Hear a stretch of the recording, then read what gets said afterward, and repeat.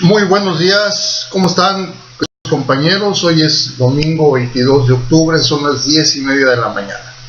Bien, los saludo de nuevo por este medio para comentar que hoy ya les acabo de enviar a su correo electrónico la planeación didáctica de la unidad 2, cuyo tema esencial o nuclear es el derecho en México. Esta unidad tiene como finalidad que todos conozcamos que tanto en el gobierno federal, en el estatal y en los gobiernos municipales existen normas, existen legislaciones que a partir de las funciones que la Constitución le otorga a esas entidades de gobierno, vinculan directamente esas leyes a las empresas en particular. Esto es, el gobierno federal, municipal o estatal tiene funciones directamente ligadas con el funcionamiento de las empresas. Tienen legislaciones, decretos, reglamentos que dicta el gobierno federal y el gobierno municipal y de nuevo el gobierno estatal para regular las actividades de las empresas. Entonces, de esto trata esta unidad, de que conozcamos de manera muy sencilla cuáles son, mejor dicho, las normas más comunes en los tres órdenes de gobierno que involucran o que vinculan a las empresas, específicamente a la empresa que ustedes hipotéticamente crearon en la unidad 1. Vamos primero a la actividad 1, cuyo tema esencial es el gobierno federal y municipal.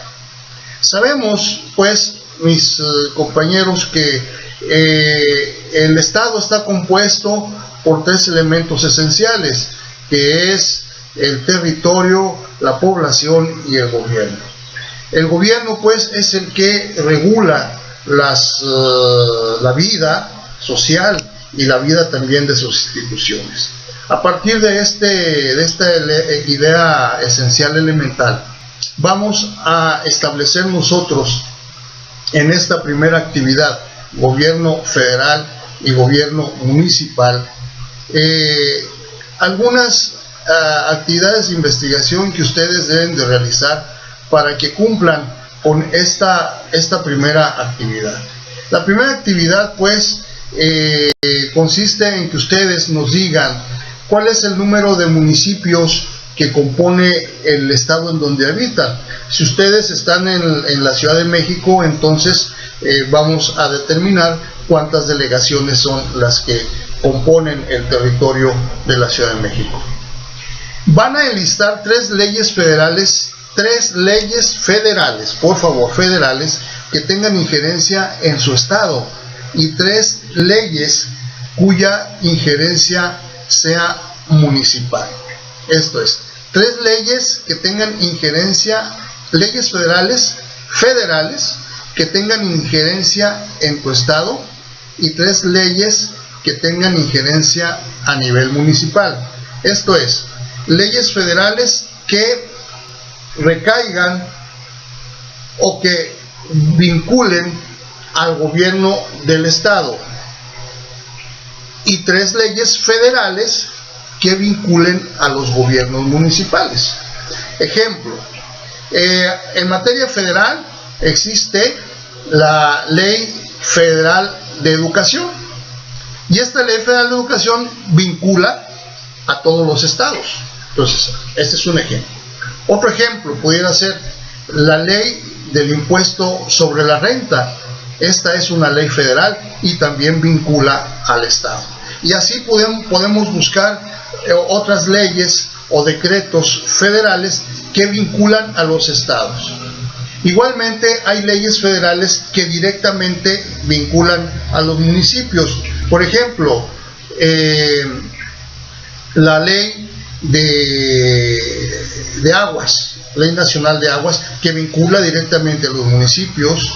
También igual pudiéramos establecer que la ley de salud vincula a cada uno de los municipios en cuanto a facultades que le otorga a los municipios para que los municipios puedan actuar en relación a la cuestión de salud.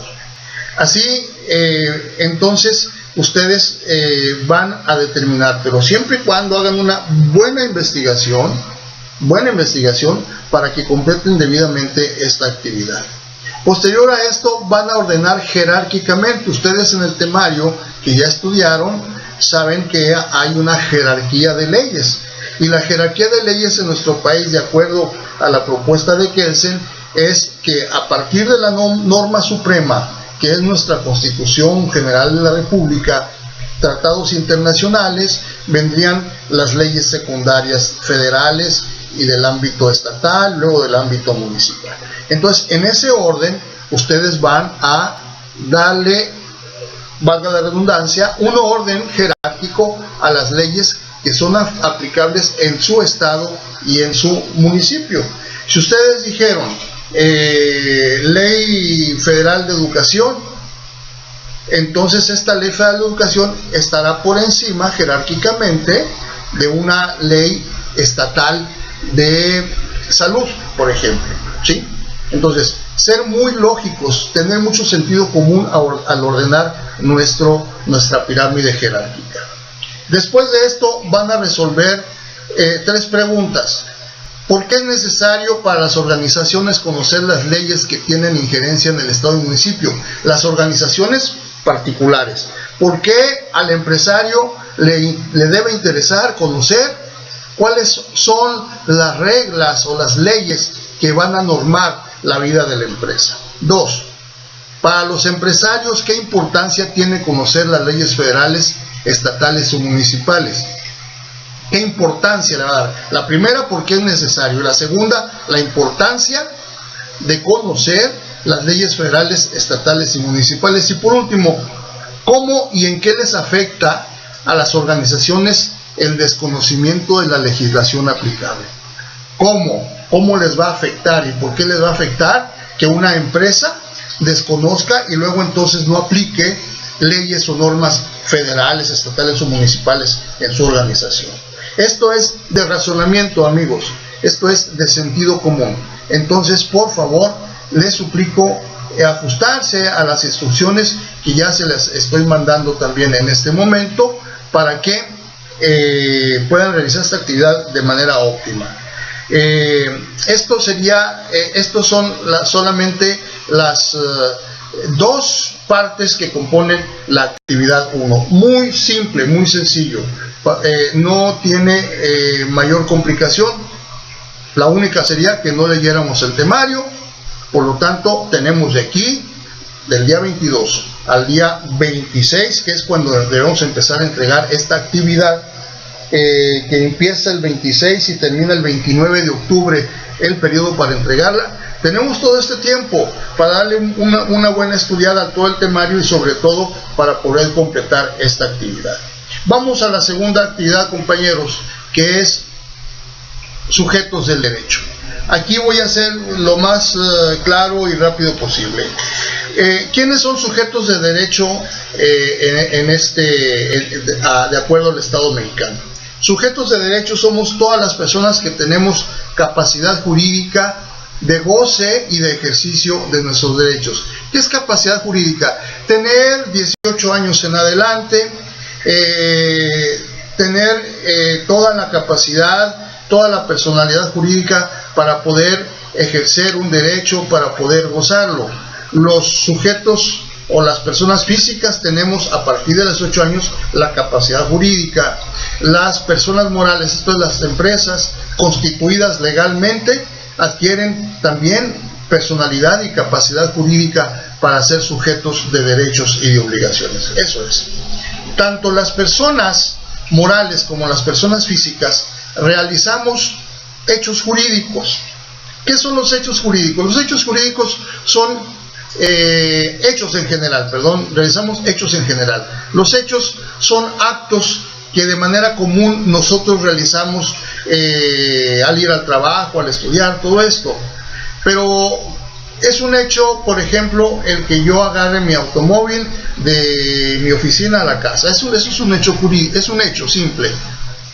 No le importa el derecho. ¿Por qué? Porque en el transcurso de mi trabajo a la casa o viceversa no pasa nada. Pero ¿qué sucede cuando en ese transcurso de mi casa al trabajo yo provoco un accidente? Ese hecho simple se convierte en hecho jurídico. ¿Por qué?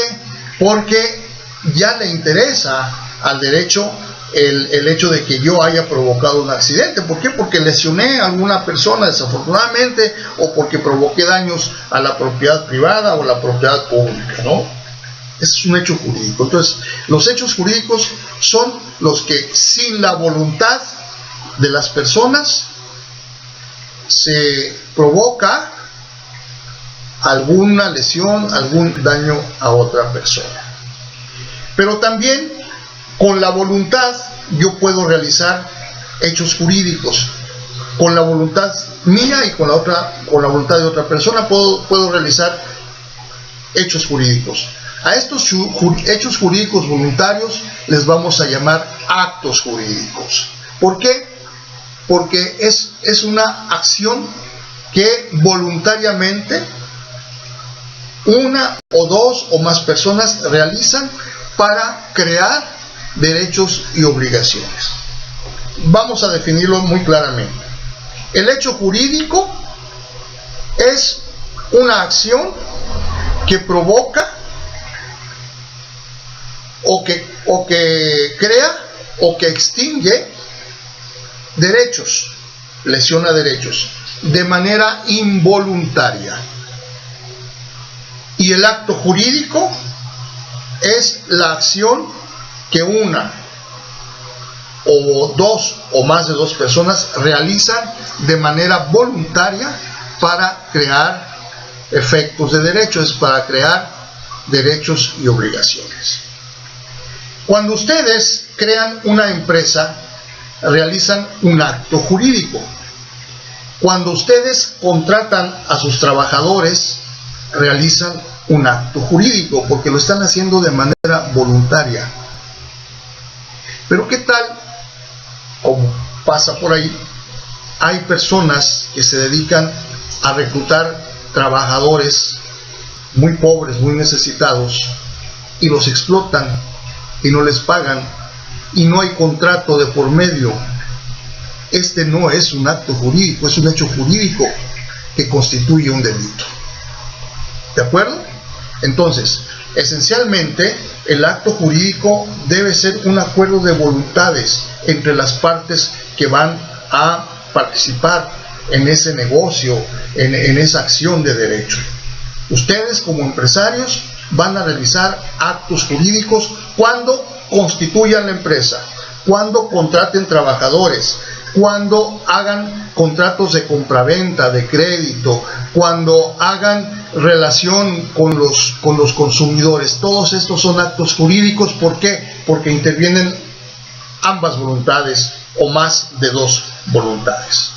Si en el trabajo, en su empresa, por ejemplo, hay un accidente, que suele pasar también, en el que por desgracia un trabajador por falta de pericia deja prendido, en el caso de las cocinas de los restaurantes, deja prendido la estufa sin que encienda, abierta pues la llave de la estufa sin que encienda, y con esto se provoca un incendio. Esto obviamente el trabajador no lo hizo con voluntad. Entonces, aquí ¿qué es esto? ¿Un acto jurídico o un hecho jurídico? Esencialmente es un hecho jurídico porque el trabajador provoca un accidente, obviamente sin voluntad. Sin voluntad. ¿Sí?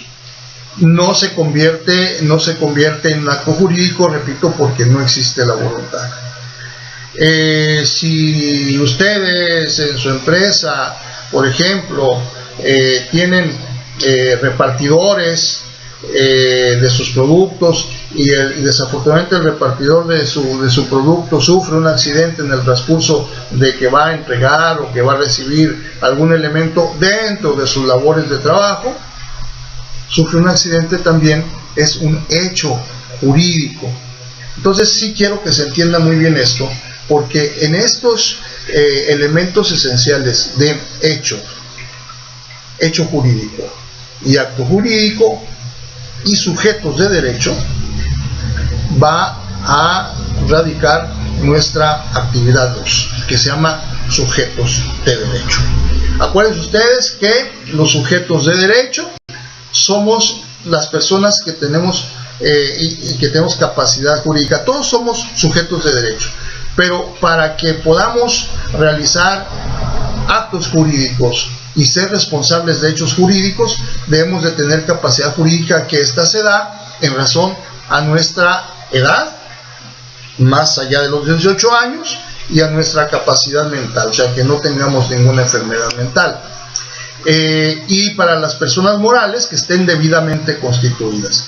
Entonces, si hay una persona moral debidamente constituida, tiene toda la capacidad jurídica. Si hay una persona mayor a partir de 18 años que no tenga ninguna enfermedad mental, que sea capaz de entender y querer hacer las cosas, entonces tiene también capacidad jurídica. Y de aquí ya se desprenden pues lo que hemos explicado de hechos y de actos jurídicos. ¿De acuerdo, mis amigos? Les voy a explicar rápidamente en qué consiste la actividad 2. Van a ingresar al foro y van ustedes a resolver un caso que yo les voy a publicar en el mismo foro. Un caso específico para que ustedes determinen lo siguiente: ¿cuál es el hecho y cuál es el acto jurídico que se da en el caso hipotético que les voy a mandar? 2. Van a determinar si los sujetos jurídicos que intervienen en el caso tienen personalidad jurídica o carecen de ella, y ustedes van a justificar su respuesta. Esto es, la persona que realizó el acto jurídico no tiene persona jurídica, díganme por qué. El sujeto que realizó un hecho jurídico no tiene persona jurídica, díganmelo también por qué. Si es sí, ¿por qué? Si es no, ¿por qué? 3. Proporciona un ejemplo de hecho y otro de acto jurídico que estén vinculados con las organizaciones, con una empresa, con varias empresas, y van a justificar y argumentar su decisión, su elección. ¿De acuerdo? Una vez que hayan contestado estas preguntas, a partir del foro que yo publique, van ustedes entonces a retroalimentar la participación de sus otros compañeros. Si ustedes piensan que no argumentaron bien, si ustedes piensan que el criterio es diferente al de ustedes, hay que hacer ese ejercicio de retroalimentación a nuestros demás compañeros. Recuerden que en materia de foro sí es importante que ustedes participen cuando menos en 2 ocasiones, retroalimentando la participación de sus compañeros. Hasta aquí, mis amigos, llegamos ya. Una vez que lleguemos a la evidencia de aprendizaje, podemos platicar de esta de manera más amplia. Quiero recordarles que empezamos esta unidad 2 hasta el 26 de este mes de octubre. Por lo tanto, tenemos todo este tiempo, de este domingo 22 al día 26, para leer debidamente, detenidamente, hacer análisis, hacer ejercicios de comprensión y de interpretación, el temario de la unidad 2. Agradecerles su atención, compañeros, y como siempre quedo al pendiente de sus comentarios, de sus dudas. Estoy aquí para poder apoyarlos. Gracias y nos vemos a la próxima. Hasta luego.